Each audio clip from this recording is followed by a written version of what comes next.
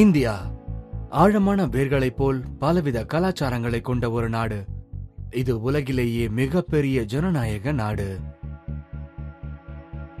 ஒரு ஜனநாயக நாட்டில் ஒரு தேர்தலின் மூலம் ஆட்சியாளர்களை தேர்ந்தெடுக்கும் உரிமை மிக முக்கியமானது. 2009 நீங்கள் உங்கள் உரிமையை நிலைநாட்டினீர்களா?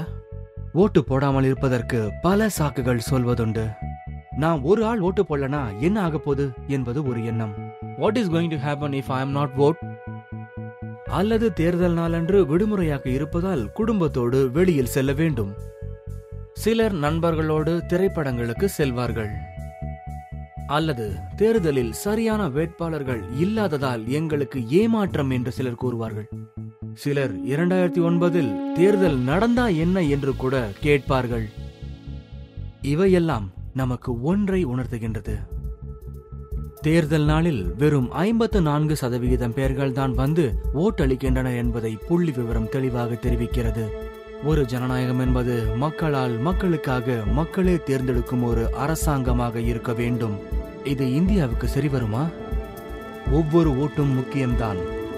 இப்பொழுது நாம் தேர்தல் காட்சியை உருவாக்கி பார்க்கலாம். ஒரு தொகுதியில் சராசரியாக 54% பேர்கள் தான் ஓட்டளிக்கின்றனர். இந்த 54% ஜெயிக்கும் கட்சி 16 - 20% தான் ஓட்டுகளை பெறுகின்றது. அந்த கட்சியின் வெற்றி பெறும் ஓட்டு வித்தியாசம் என்பது பெரும்பாலும் 5% விட குறைவாகத்தான் உள்ளது. அப்படி என்றால் நாட்டின் ஒட்டுமொத்த விதியே இந்த வேட்பாளரின் கையில் தான் உள்ளது. அதாவது வெறும் 16 - 20 விழுக்காடு மக்கள் ஓட்டு போட்டா ஒருவர் ஜெயிக்கிறார். இது போன்ற சமநிலையற்ற நிலையால் ஒரு மோசமான சுழற்சி உருவாகுகிறது. ஜெயிக்கும் வேட்பாளர் ஓட்டு போடாதவரின் பிரச்சனையை கண்டுகொள்வதில்லை. இதனால் மக்களுக்கு அமைப்பின் மேல் நம்பிக்கை போய்விடுவதோடு எந்த பயனும் இல்லாததால் ஓட்டளிக்கும் உரிமையை விட்டுக் கொடுத்து விடுகின்றனர். ஜெயித்த வேட்பாளர் தனக்கு ஓட்டளித்த சமூகத்தின் ஒரு சின்ன குழுவுக்கு மட்டும் வேலை செய்கிறார். இப்படியே இது தொடர்கிறது. உண்மையில் ஓட்டளிக்காததால் நீங்கள் புகார் சொல்லும் உரிமையை விட்டுக் கொடுக்கிறீர்கள். வேட்பாளர் தன்னை அங்கு கொண்டு நிறுத்திய மக்களுக்கு தொண்டு செய்வதோடு தன் வேலையையும் கவனித்துக் கொள்கிறார். உங்கள் ஓட்டு இந்த மோசமான சுழற்சியை மாற்ற உதவும். அரசாங்கத்தின் தற்போதைய அமைப்பில் இந்த சுழற்சியால் ஒரு சிறு குழு மட்டுமே எல்லாவற்றையும் அனுபவிக்கிறார்கள். இது உண்மைதான். ஆனால் இவை எல்லாவற்றையும் மாற்ற முடியும். ஒரு வேட்பாளரின் ஜெயிக்கும் வெற்றி விகிதம் 5 விழுக்காட்டுக்கும் குறைவாகத்தான் உள்ளது. இப்போது இங்கு 1000 பேர் இருக்கிறார்கள் என்று வைத்துக் கொள்வோம். அதில் 50 பேர் வந்து ஓட்டளித்தால் அதனால் ஒரு சமன்பாடு மாறும். இப்படி ஒவ்வொரு இடத்திலும் 200 புதிய ஆட்கள் வந்து ஓட்டளித்தால் முற்றிலும் புதிய ஒரு வேட்பாளரை தேர்தலில் ஜெயிக்க வைக்கலாம். இதனால்தான் உங்கள் ஓட்டு மிக மிக முக்கியமானது.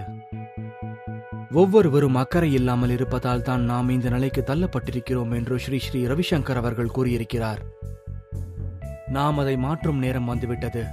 ஒரு கல்லூரியில் சேர்வது அல்லது பாஸ்போர்ட்டுக்கு விண்ணப்பிப்பது போன்றுதான் ஓட்டளிப்பதும் மிகவும் முக்கியமான ஒரு விஷயம் என்பதை நாம் உணர வேண்டும். இந்த வருடம் ஓட்டளிக்க 18 - 22 வயது வரம்பிற்குள் 150 மில்லியன் மக்கள் உள்ளனர். அதில் 50% பேர் இன்னும் பதிவு செய்யவே இல்லை. ஒரு அருமையான வளமான சமூகத்தை உருவாக்குவதற்கான நேரம் இது. இன்றே பதிவு செய்து ஓட்டளியுங்கள். எங்களை voteforbetterinia@gmail.com என்னும் இணையதளத்திலும் அல்லது www.ivoteforbetterinia.in என்ற இணையதளத்திலும், அப்படி இல்லை என்றால் FB அல்லது ட்விட்டரிலும் தொடர்பு கொள்ளலாம்.